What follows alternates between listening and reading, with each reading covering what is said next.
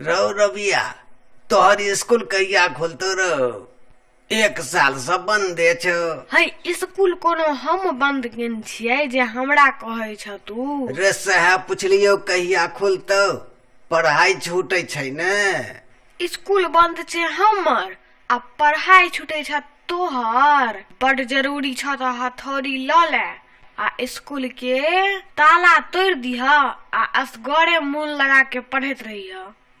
इहो छौड़ा तल बकते छै, फालतू के दिमाग चलबैत रहैया। हौ स्कूल बंद छै, धिया पुता के सुख नहीं देखल जाय छ तोरा सा। बेसी गप नहीं छाट, किछ अबै छै नहीं हिनका। हमरा की नहीं अबैया, तू पूछ त। अच्छा कहता, एकटा जन 2 घंटा में 5 गो धान के आटी रोपै छै, त 2टा जन के आटी रोपै में कते काल लगतै? 2टा जन बुते भरियो दिन में 5 गो आटी रोपल नहीं हेते। अरे पगलवा, 2टा जन बुते तो और जल्दी काज हेतै ने रे। तू नहीं बुझे छक, एकटा जन असगरे रोपते त जल्दी से रोप लेते, मगर 2टा जन गप सप करते, तमाकुल खेते, ओही में टाइम बिता देते, त रोपे में और अधिक समय तो लगबे न करते हो। माथा घूम गेल घुम हुआ जवाब सा, माथा दुखा देलक छौड़ा। आप बुझ गेलो ना, पढ़े में केते दिमाग लगे छै। आओ आओ अदीन बाबू, अहाँ एहि पर बैसू, हम ओहि पर बैसै छी। अरे बैसै छी। और सुनाओ, की हाल चाल छियौ? बहुत सुंदर।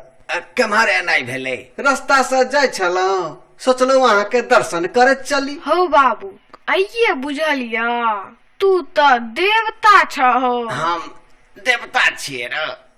कुटुम कक्का अखने कहलखिन न तोहर दर्शन कर एलखिन, अब तोरे पर कैल से ठंडा ठंडा जल चढ़ेबा। गर्मी में तो बड मन लगता, मुदा जार में जुन्ना जका उठ जेबा हो।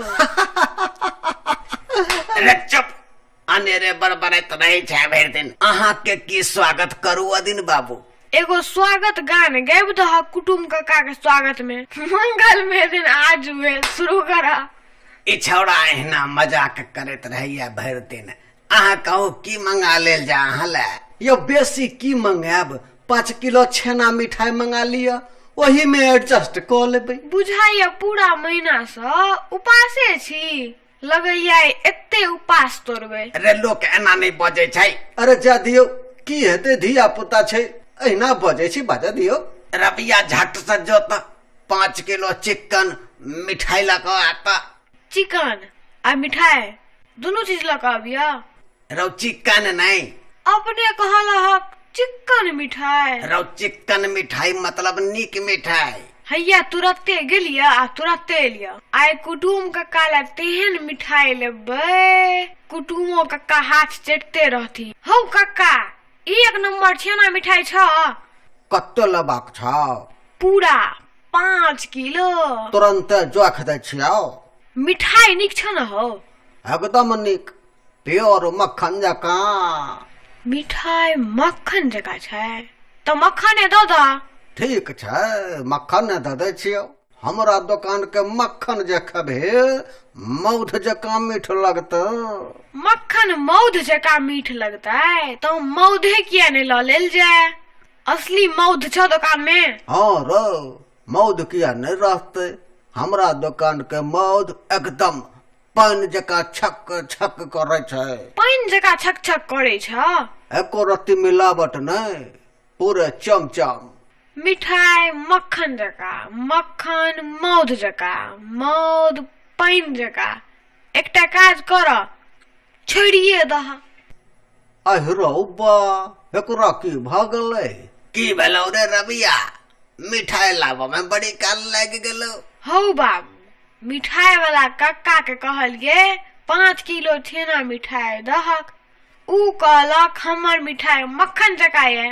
सोचलो 5 किलो मिठाई से नीक असली मक्खने ल लिया। ई त मक्खनो आनि लेलकै, हमरा मक्खनो बड निक लगैया। यौ कुटुम कक्का, दुकानदार कहलकै हमरा दुकानक मक्खनो मौध जका मीठ छै।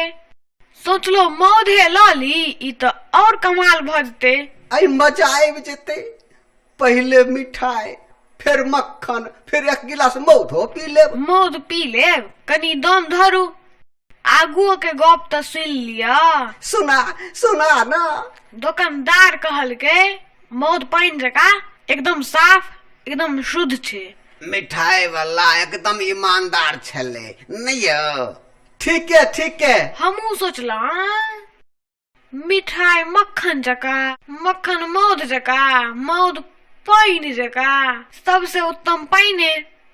कुटुम कक्का के 5 किलो मिठाई के बदला 5 गिलास पानी पिया देवे। पानी तो घर में छलैये, तो पाई किया खर्च करू हो? अरे ओते काल से अदीन बाबू के मिठाई खाइला जी सब पानी चुए छले, आ तू कहे छी पानी पी लिया। एते काल से भैर बाजार छिछिया के एले। हाँ, दोनों पैर के जूता खिया गेल है। तो अब तो कल का हमें लबका जूता किन दिया। हो बाबू, हमरा ओते बुर्बक बुझे छ। बाजार जैसे पहले जूता खोल कर रख दलिए, आ कुटुम कक्का के चप्पल पहन कर भैर बाजार घूमे लिए। हैया देखा रे गत्ती।